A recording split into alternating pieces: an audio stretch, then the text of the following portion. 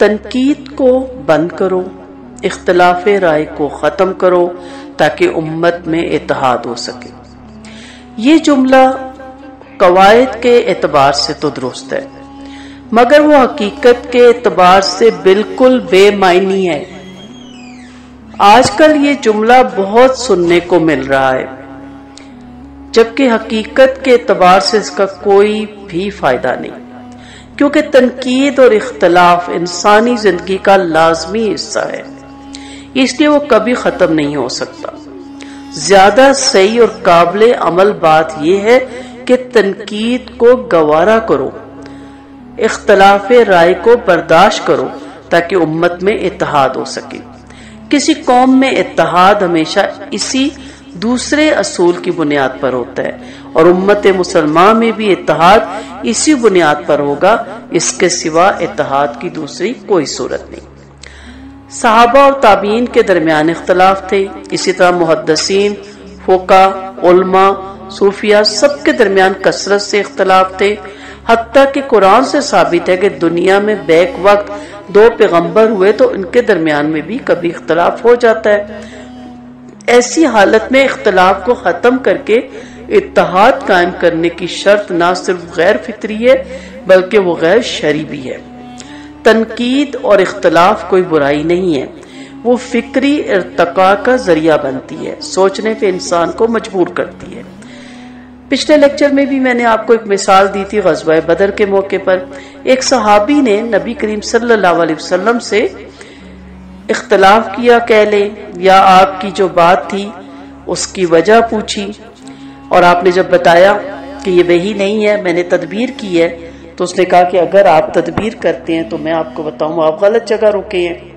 اب اس کے نتیجے میں زیادہ بہتر میدان جنگ کا انتخاب ممکن ہو گیا۔ آپ صلی اللہ علیہ وسلم نے اس کی رائے کو اہمیت دی اور میدان بدر میں فتح حاصل ہوئی۔ اصل یہ ہے کہ انسان 2 قسم کے ہوتے ہیں، ایک طالب ہوش اور دوسرا طالب حق، یا ایک طالب خواہش اور دوسرا طالب حق۔ آسان کر دیتی ہوں۔ طالب خواہش اپنی ذات میں جیتا ہے، اس کی ساری دلچسپی اسی میں ہوتی ہے کہ اس کی اپنی شخصیت نمایاں ہو، اس کی بڑائی تسلیم کی جائے۔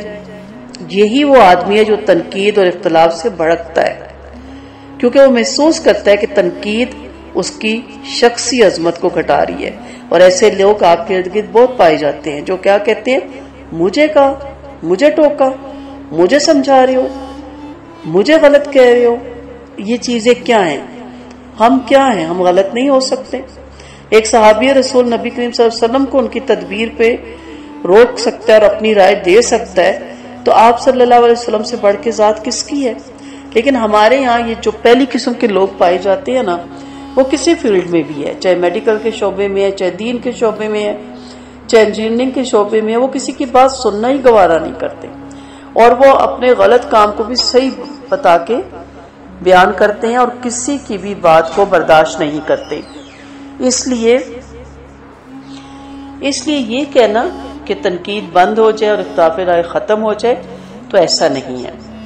تنقید سننے کی بھی عادت ڈالیں، یہ بھی آپ صلی اللہ علیہ وسلم کی سنت اور طریقہ ہے۔ اختلاف کو برداشت بھی کریں، اگر وہ اختلاف ناجائز ہے تو اس پہ صبر کریں، کچھ دنوں کے بعد اگلے کو اس کا احساس ہوگا، اور اگر اختلاف جائز ہے تو پھر اپنے اندر تبدیلی لائیں، نہ کہ بھڑک اٹھیں، لڑنے لگ جائیں، گلے پڑ جائیں، شور شرابہ کرنا شروع کر دیں۔ اب طالب حق کی نفسیات دیکھتے ہیں، وہ اس سے بالکل جدا ہوتی ہے، وہ صرف حق کا طالب ہوتا ہے، وہ تنقید کو اپنی ذات پر حملہ نہیں سمجھتا، وہ تنقید کو صرف اس نظریے سے دیکھتا ہے کہ وہ حق پہ ہے یا ناحق۔ تنقید اگر حق غلط ہے تو وہ سادہ طور پر اسے نظر انداز کر دیتا ہے، لیکن اگر تنقید حق ہے تو وہ فوراً اس کو قبول کرے گا، کیونکہ ایسی تنقید میں اس کو عین وہی چیز ملتی ہوئی نظر آتی ہے جو پہلے سے اس کا مطلوب اور مقصود تھی۔ تو حق کی طلب میں جئیں، سیکھنے کی کوشش میں طلب میں جئیں، تو پھر آپ کو جب کوئی روکے گا کہ اس کام میں یہاں آپ کو نقصان ہوگا اور یہاں آپ کو فائدہ ہوگا تو انسان کے لیے رائیں کھولتی ہیں۔ لیکن جہاں انسان اپنے آپ کو اتنا عقل مند سمجھ لے اور اپنے سوا کسی اور کو اہمیت ہی نہ دے اور اس کی بولتی بند کر دے تو پھر وہ زندگی میں کبھی بھی حق کو نہیں پا سکتا۔ تو اس لیے تنقید کو برداشت کریں، اختلاف رائے کو برداشت کریں، تاکہ امت میں بھی اعتماد پیدا ہو، اتحاد پیدا ہو، اور گھروں میں بھی اتحاد پیدا ہو، ایک دوسرے کی بات کو سنیں، ظرف پیدا کریں، ایک دوسرے کی بات کو اہمیت دیں، اور پھر دیکھیں کہ جو رائے لیتا ہے، مشورے لیتا ہے، جو کسی کی اختلاف کو، تنقید کو برداشت کرتا ہے، اللہ اس کے سارے معاملے آسان کر دیتا ہے۔ وآخر دعوانا ان الحمد للہ رب العالمین۔